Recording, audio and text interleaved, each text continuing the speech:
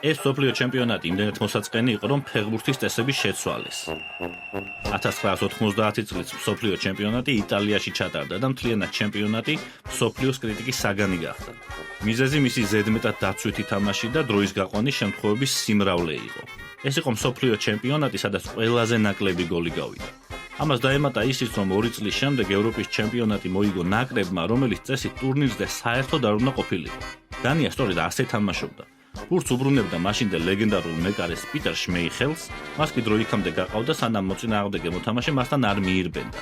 რის შემდეგაც იგი ბურთს უბრალოდ ხელში იღებდა ან წინაგდებდა. 1992 წელს FIFA-მ ეს წესი შეცვალა. მეკარეს აღარ შეუძლია ფეხბურთელის მიერ ფეხით დაგორებული ბურთის ხელში აღება. ასეთ შემთხვევაში ჯარიმა ინიშნება იქ, სადაც მეკარე ხელში აიღებს ბურთს, თუმცა მეკარისთვის თავით, მუხლით ან მკერდით გაკეთებული პასი ისევ დაშვებულია. გამოიწერეთ არხი, დაალაიქეთ ვიდეო და დაელოდეთ შემდეგ ვიდეოებს.